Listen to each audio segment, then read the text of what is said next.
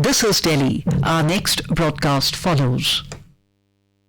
This is All India Radio. You will now hear comments from the press. Times of India, in its editorial titled Steam Ahead, writes, the Railway Ministry is reported to be working on a plan which will see the phased introduction of private operators of passenger trains. The plan is to allow interested private firms to bid for rights to run passenger trains. This is a good and overdue development. It is about 27 years since private sector participation was invited into railway operations with schemes such as Own Your Wagon. Since then, there have been other attempts to invite private participation in railways. It must be done right this time. It is over 2 years since the relevant approvals were received to establish a Rail Development Authority, an independent sector regulator to create a positive environment for investments. Such a regulator must be set up quickly because its presence will be essential to attract private investment. Currently, Indian Railways handles both policy issues and operations. In this situation, an independent regulator will be a prerequisite to give confidence to potential private bidders on account of the conflict of interest. Also, passenger pricing is largely subsidized today. A smooth transition to a competitive framework in operation of passenger trains may need regulatory intervention to start with. The De Broglie report had suggested a long-term transition to an operating framework which envisaged bifurcating railways into two parts, one which owned and maintained the infrastructure, the other part is to compete with private players in operations. This stage will have to be preceded by establishment of a credible regulator. Indian Railways remains the country's lifeline.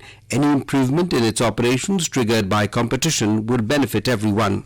The Indian Express, in its editorial titled Skirt Trade Wars, says the government has announced the imposition of retaliatory tariffs on 28 high-value US imports. The move follows Washington's decision to withdraw benefits extended to Indian exporters under the Generalized System of Preferences GSP, as well as its reluctance to exempt India from higher tariffs on steel and aluminum imports. The decision to levy tariffs on US agriculture products appears to be strategic politically. It's an important constituency. The ongoing trade war between the US and China provides India an opportunity to boost its exports. According to reports, a Ministry of Commerce study suggests that of the 774 US tariff lines on which China has imposed extra duties, India has the scope to boost its exports in 151 items. Measures to promote domestic manufacturing are needed to boost exports, but they should be WTO compliant. Simplifying tariff structures and lowering tariffs would help integrate India in global production chains and provide the much needed impetus to exports and employment.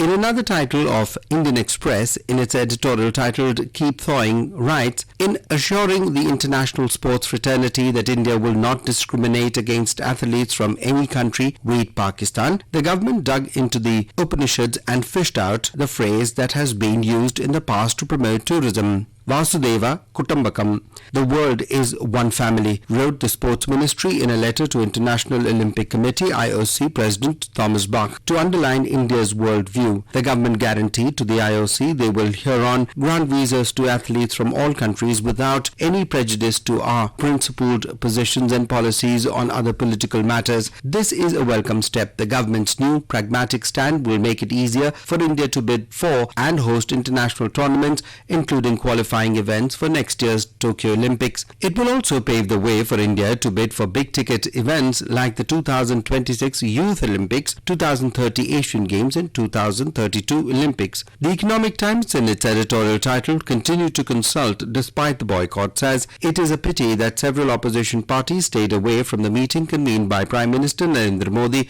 to discuss his proposal to hold all elections to Parliament and to the state legislatures all at one go once in 5 years. Also on the agenda were celebrating Mohandas Gandhi's 150th birth anniversary this year and the Niti Aayog's plan to convert 117 districts across the country into so-called aspirational districts. All that has transpired at the meeting is a decision to set up a committee that would examine the matter in all its aspects. The point here is on the merits of the proposal at hand, but the validity of a meeting convened by the Prime Minister of the leaders of all parties that have representation in the Rajya Sabha or the Lok Sabha. It is a welcome move to hold such a consultation. The sensible course is for political parties to attend the meeting and express their reservations at the meeting rather than stay away from it. Despite the experience of some key opposition party leaders staying away, the Prime Minister should persist